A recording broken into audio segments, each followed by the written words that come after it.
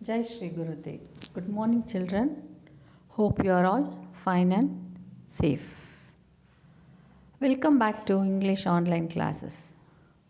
Children, everybody knows that we have completed a poem and a lesson. Now let us move on to the next lesson.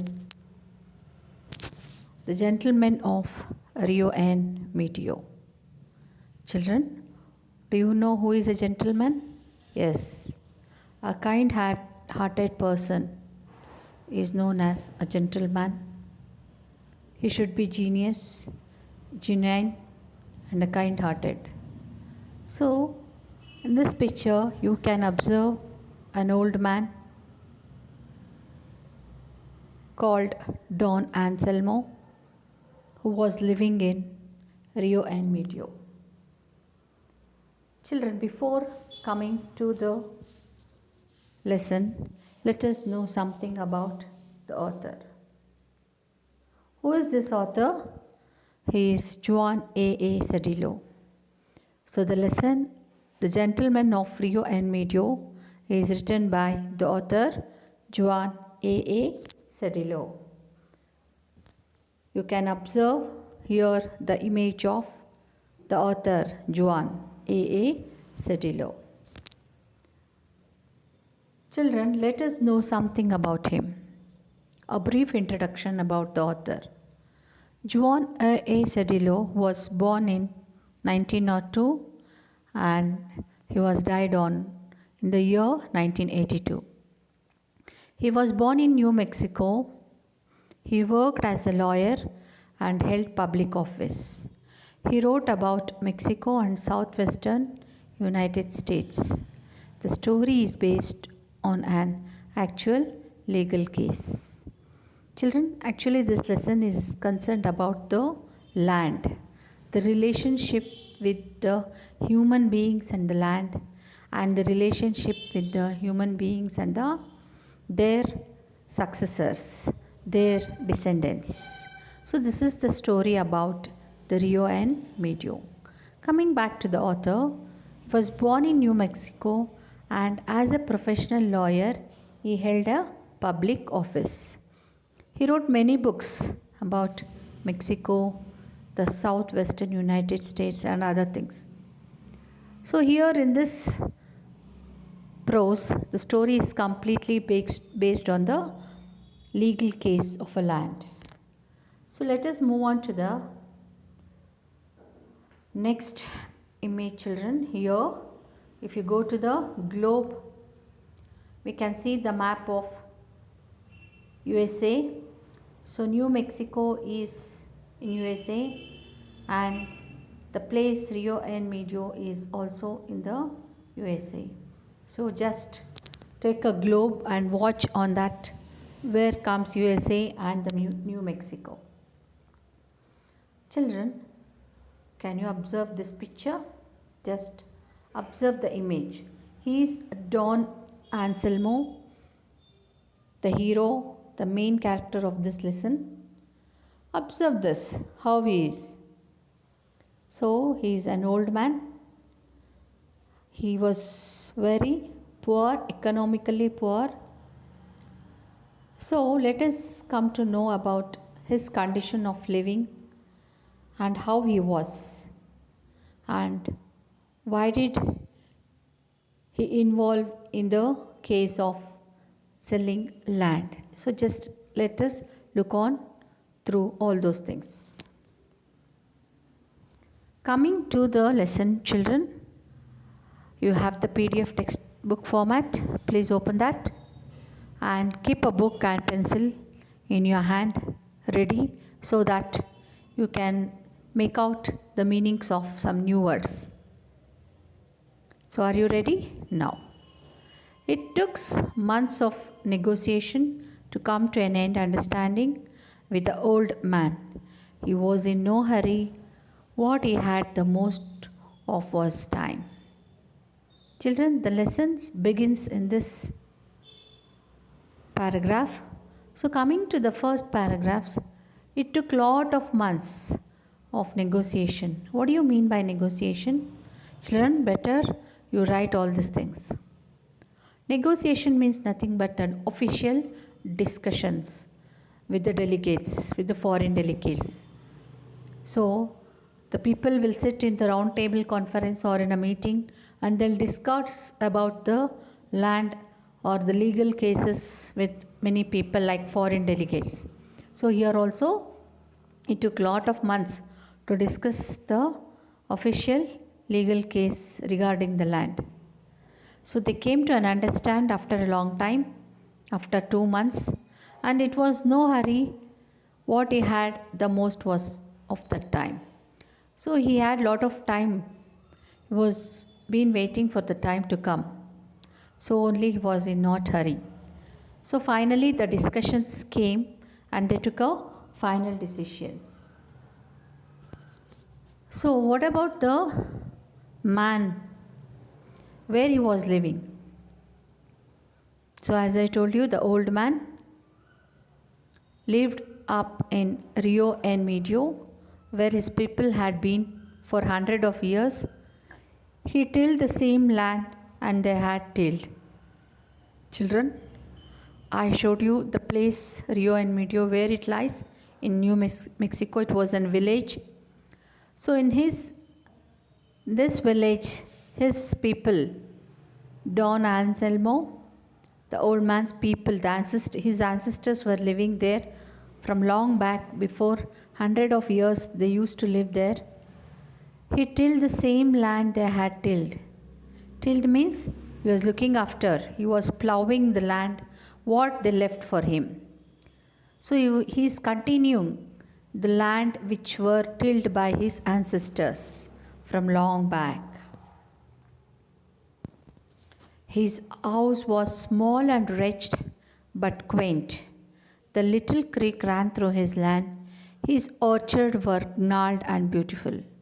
Children, first of all, we came to know that he was continuing the ploughing of the land of his old ancestors, and now in this paragraph we'll come to know how he was living. His house was described.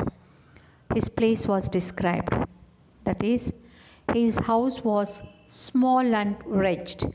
What do you mean by wretched? Note down, children. Not was much attractive. It was broken. So, wretched is nothing but it was not attractive, broken, old. Like, for example, the car was wretched. Means the car which is already broken was not at all attractive. It was not good looking. In simple sentence, wretched means not good looking. And quaint. Quaint is nothing but unusual and attractive in an old fashioned. Quaint, even though his house was small and wretched, it was somewhat attractive, unusual, because it was in old fashioned construction. The little creek ran through his land. What do you mean by creek, children? It's a small, narrow stream or river. So it's a very small river which was flowing, which was running through his land. So Don Anselmo had a land in which he had a old attractive house where a small river, a small stream was running through.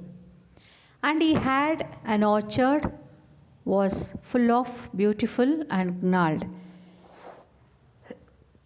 Children, he had a beautiful orchard. What do you mean by orchard? A piece of land with fruits garden. Orchard is nothing but a fruit garden. So Don Anselmo had a fruit garden which was gnarled and beautiful. Gnarled here nothing but a branch of tree with twisted hard lumps. Note down, children.